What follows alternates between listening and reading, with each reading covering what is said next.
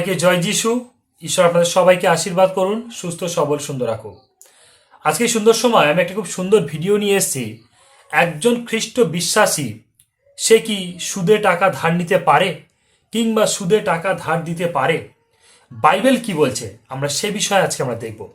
আজকে ভিডিওটা খুব ছোট ভিডিও হবে, কিন্তু আমি ছোট ভিডিওর মধ্যে থেকে খুব সুন্দর একটি শিক্ষা আমি আপনাদেরকে দিতে চলেছি। হালেলুইয়া। যারা আমার চ্যানেলটিকে এখনো পর্যন্ত সাবস্ক্রাইব করেননি তারা সবাই আমার চ্যানেলটিকে সাবস্ক্রাইব করুন, the Holi god YouTube channel. তাই খ্রিস্টের প্রিয় বিশ্বাসী ঈশ্বরের সন্তানরা সবাই আমার পাশে থাকবেন, সাথে থাকবেন। এই চ্যানেলটিকে সাবস্ক্রাইব করবেন, লাইক করবেন, কমেন্ট করবেন, শেয়ার করবেন, যেন আরও অনেক মানুষের কাছে এই ভিডিও পৌঁছাতে পারে। কারণ একজন খ্রিস্ট বিশ্বাসী বিবলিক্যালি সে কি কখনো সুদে টাকা ধার নিতে পারে কিংবা কাউকে সুদ দিতে পারে? আজকে আমরা বিবলিক্যালি দেখব যে বাইবেল আমাদেরকে কি শিক্ষা দিচ্ছে, আমরা সেটা দেখব। ঈশ্বরের বাক্যতে লেখা আছে, যদি আমরা দেখি যাত্রা পুস্তক তার 22 অধ্যায় 25 পদ, সেখানে বাক্য বলছে, কোনো অভাবী লোককে যদি তুমি টাকা ধার দাও তবে মহাজনের মতো করে তার কাছ থেকে কোনো সুদ নিও না। যাত্রা পুস্তক 22 অধ্যায় 25 পদে ঈশ্বরের পবিত্র বাক্য আমাদেরকে শিক্ষা দিচ্ছে, যদি কোনো অভাবী লোককে তুমি টাকা ধার দাও তবে তুমি এই বলে টাকা ধার দিও না যে তুমি তার কাছ থেকে সুদ পাবে। ঈশ্বর আপনাকে দাতা বানিয়েছে, ঈশ্বর আপনাকে ধন সম্পদ দিয়েছে। যদি কোনো মানুষ আপনার কাছে সাহায্য চাইছে, আপনি তাকে সাহায্য করুন, যাতে ঈশ্বর আপনাকে সাহায্য করে। আপনি কাউকে সাহায্য করছেন না, আপনি কারোর প্রতি দয়া করছেন না, তাহলে কি করে আপনি ঈশ্বরের কাছ থেকে দয়া পাবে?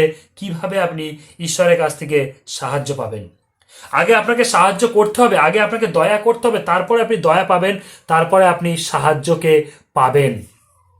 খ্রিস্টের প্রিয় বিশ্বাসী ঈশ্বরের সন্তানরা, দয়া করুন, তার বদলে দয়া পান।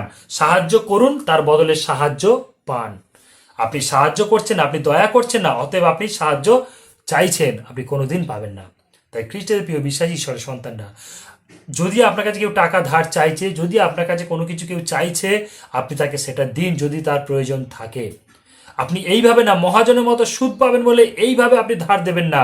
আপনি তাকে সাহায্য করুন, আপনার বন্ধু হিসাবে, আপনার মা হিসাবে, বাবা হিসাবে, বোন হিসাবে, ভাই হিসাবে, কাকা হিসাবে, জেঠা হিসাবে, আপনি যা কিছু হিসাবে আপনি তাকে ধার দিন, যেন সে সেটাকে নিয়ে তার প্রয়োজনকে মেটাতে পারে। হালেলুইয়া। যদি আমরা দ্বিতীয় বিবরণ তার 23 অধ্যায় 19 পদ দেখি, সেখানে ঈশ্বরের বাক্য বলছে, তুমি সুদের জন্য রৌপের সুদ, খাদ্য সামগ্রীর সুদ, কোনো দ্রব্যের সুদ পাইবার জন্য আপন ভ্রাতাকে ঋণ দিবে না। যদি আপনার নিজের ভাই পর্যন্ত আপনার কাছে কোনো রৌপ্য কিংবা খাদ্য সামগ্রীর জন্য চায়, সেটার জন্য সুদ নেবে না, কোনো দিন সুদ নেবে না।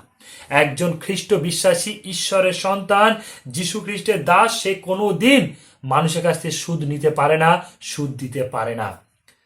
সে মানুষকে সাহায্য করতে পারে, মানুষের প্রতি দয়া করতে পারে, মানুষের প্রতি করুণা করতে পারে, কিন্তু কোনোদিন সে মানুষকে টাকা সুদ কিংবা সুদে কিংবা দিতে কিংবা সুদে নিতে সে কোনোদিন পারে না। তাই খ্রিস্টের প্রিয় বিশ্বাসী ঈশ্বরের সন্তানরা, আজকের এই ভিডিওটা পাওয়ার পরে আপনারা বাইবেলকে দেখুন যে বাইবেলের মধ্যে সত্যি কি লেখা আছে। আমি যেটা বললাম, যদি সেটা লেখা আছে তাহলে আপনি এটাকেই ফলো করুন, যে বাইবেল বলছে আপনি কোনোদিন একজন খ্রিস্ট বিশ্বাসী হয়ে আপনি সুদ দিতে পারেন না, সুদ নিতে পারেন না। তাই আজকের পর থেকে যদি আপনি সাহায্য করতে পারেন, কাউকে সাহায্য করুন, কিন্তু কোনোদিন সুদ দেবেন না, সুদ নেবেন না। হালেলুইয়া। ঈশ্বর আপনাকে আশীর্বাদ করুক। হালেলুইয়া।